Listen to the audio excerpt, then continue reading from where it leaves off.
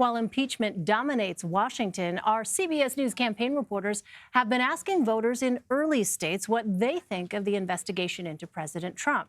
Here's what two people said before an event for Pete Buttigieg in Washington, Iowa this weekend. I would tell students it's been more divided before. I mean, we at one time had a civil war, so let's not say that it's more divided than it's ever been, because it's not. But I'm looking for a candidate a president that will bring us together and who does not disparage people who think differently. I think it's a tension that we can't afford to not pay. In other words, that to me, it's gotten to the point that whether or not Democrats lose the next election, what we have to do is protect the Constitution of the United States. That's more important, even at this moment, than what happens in the next election. Because if we don't protect that Constitution, it won't matter who the next president is. Let's bring in Catilin Huey-Burns, Leslie Sanchez, and Antjuan Seawright. Catilin is a CBSN political reporter. Leslie is a CBS News political contributor and Republican strategist.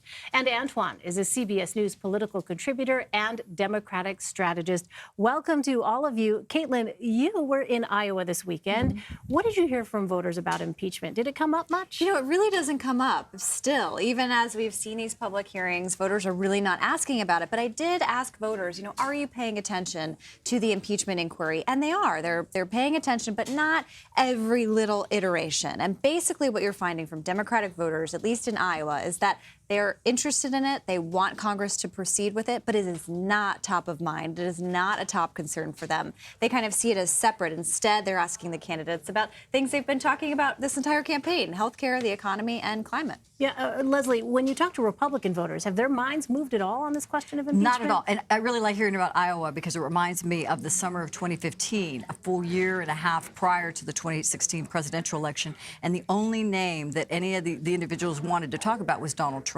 It was the aura around him. They liked this sassy business style. Now we know kind of the after effects of all that. But the Iowa voters are very much in tune with what feels comfortable to them. So I think they're a very good early indicator just in terms of evangelist in early primary states. So, Antjuan, based on what we heard about what voters are and are not asking about in Iowa, should Democrats be concerned if this process drags out into next year? I think voters have to realize that there are two different games being played on two different fields. I think the Congress has a job to block and tackle, block out whatever distractions the Republicans try to make this about, and really tackle the issues of corruption and breaking the law, because no one's above the law, including Donald Trump.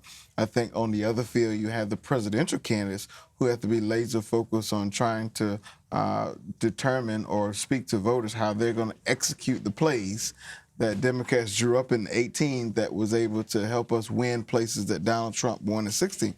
For the most part, I don't think the presidential candidates need to focus on what the Congress is doing. In fact, I think they should separate it, because if they were to make it to that temporary public housing unit at 1600 Pennsylvania Avenue, they would have two different jobs. One would be the executive branch, the other would be the legislative branch, and they would have a fundamental opportunity and obligation to work together. So, Leslie, is it in Republicans' interest to wrap up this impeachment process sooner rather than later? It's already going to be a part of the 2020 campaign. There's no doubt about it. This is really a timeline that the Democrats have set. They haven't allowed the process to breathe the way it needs to. But that being said, the president's moving ahead. He's raising a tremendous amount of money around it. He's managed to galvanize a really bifurcated party and bring them together in a way around one issue. And they're really focused on 2020 because the process seems so unfair. So even people that were on the fence about the president have now come on board. Catilin, I want to turn to another topic, this escalating transparency battle that we're seeing shape up here between Elizabeth Warren and Pete Buttigieg. Explain, first of all, how we got here and the news that CBS News was able to confirm today. That's right. Well, you have Pete Buttigieg and Elizabeth Warren really going after each other. I mean, the gloves came off a while ago, but now we are really kind of in the heat of the campaign, where you see Pete Buttigieg rising in a place like Iowa, Elizabeth Warren kind of leveling off, and they see each other as people they need to take out to kind of advance. And so Elizabeth Warren has been going after Pete Buttigieg and his work for McKinsey. And of course, there was a big report that came out recently, McKinsey, a consulting firm, the work that they did for the Trump administration, advising them and helping them on the border wall, caused all sorts of, hand-wringing in the Democratic Party, and raised some questions about what Pete Buttigieg did while he was there. He was there for almost 3 years. And he had released kind of what he had been doing, but he said he was under a non-disclosure that he had signed while there, so he couldn't say everything. Now McKinsey has come out and said, look, you can say the kind of work that you did. So he released that. And the biggest pressure point that she had been putting on him was to open up your fundraisers. Joe Biden has fundraisers, and he has reporters attend them, or at least one pool reporter who then tells the rest of the group. Pete Buttigieg has now said that he will open up his fundraisers to the press. So that's a significant development. And then he has been going after her for her work, saying, okay, you want me to release this? You need to release your corporate clients and the money that you made. So over about 2 decades, or really kind of 15 years, really, she made about $2 million advising corporate clients. You know what's so funny about that is, like, both of them are going through, experiencing the same thing. The political sugar high has worn off. They both were skyrocketing to the top. Everybody made these assumptions that they were the new front runners. And good old Antjuan, whose bellwether has always been South Carolina, and African-American voters said, wait, it's cute and it's nice, but Biden has been able to take a lick and to keep on ticking. And they have neither one of them have not been defined in this race until this point. Now they are trying to define each other in competition for second place, because most people are riding with Biden or they're flowing with Joe. I was going to say, the person that's really liking this all play out, who doesn't have to get involved, is Joe Biden. Right. And we saw that this week. You saw a feistier Joe Biden interacting with a voter in Iowa, and really kind of on this statewide bus tour trying to make the case of, okay, John Kerry has been saying this for him. You may like the shiny new things, but let's go with the tried and true. This is a stability. I think a relatability election, and while everyone wants to make assumptions and make comparisons to 2004, 2008, 16, it's not this type of election. The system, in my opinion, is not made to have too much disruption, and so African-American voters in particular want to trust what they know, and that's why you seem to see them flow with Joe. Caitlin, I want to ask you about Michael Bloomberg. So heading into the weekend, Bloomberg told our Gayle King that his reporters need to accept restrictions preventing them from investigating Bloomberg and his fellow Democratic candidates. From the reporter's point of view, help us understand the difficult position that this puts Bloomberg employees in. It's a really difficult position because, you know, there are lots of really great Bloomberg reporters who have been covering this race really vigorously, diving into these candidates' plans, diving into their past statements and history. And so I think this could be an issue for him because this is, as we saw with Pete Buttigieg opening up his fundraisers, Joe Biden already doing it, Elizabeth Warren kind of putting that pressure on, there is that kind of pressure. So I'm interested to see if it comes up while he's campaigning, if this is something that voters are caring about, but it really does do a disservice to the great journalists there. I wonder what you think, Leslie, from a Republican point of view, what vulnerabilities do you see when you look at a Michael Bloomberg?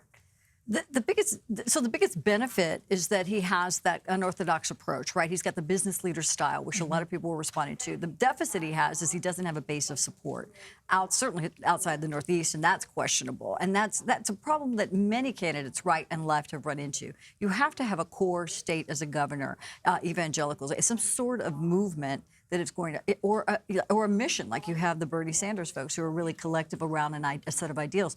You don't see that with Bloomberg, and it's very difficult to create despite how many dollars you put in your advertising. I think Bloomberg, what people underestimate is what he's going to do to highlight the failures of this administration, this president, and the Republican Party. And while he may or may not come across the finish line first as our party's nominee, I think what he's going to do to the environment, what he's going to put into the environment from a reminding voters with all his resources, radio, TV, and digital, about what has not worked and what Trump promised people to work and how those people arguably have gone full steam backward because of this president. I think that puts wear and tear on the president and pressure on the Republican Party to have responded in a way they did not anticipate. I don't think he's going to go out there and say that his whole point is to create higher negatives for Trump. He may not say it. No, he may not say it, but this is not a person. That may be the fact. That may be the effect. But you start with your positives. You're not going to start with your negatives. He may flip. He may be one of these candidates that said, I'm going to put $100 million in negative advertising against the president and kind of elevate who the Democratic nominee is. But that's not about highlighting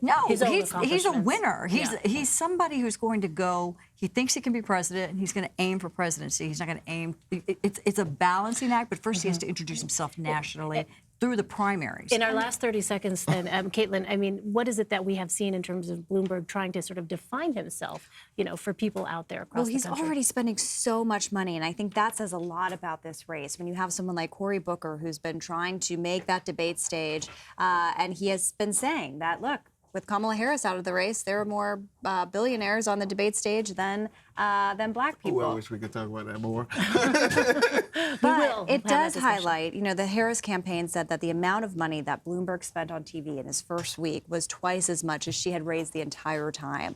So a lot of these candidates have angst about this idea of kind of buying your way into buying support, being able to spend this kind of money, because that's what is dooming a lot of these campaigns. At the same that time, the money they want it both is just ways. not there. But the Democrats want it both ways. They want to say, oh, you know, too bad for capitalism being able to make so much money. It's your own expenditure, though, and you're not beholden to anybody like they are.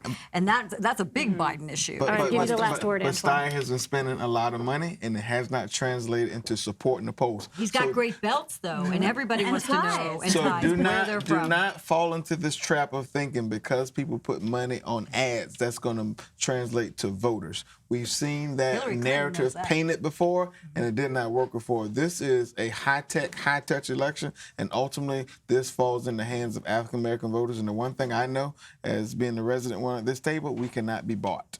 All right, on that note, Catilin Huey-Burns, Leslie Sanchez, Antjuan Seawright, thank you all very much.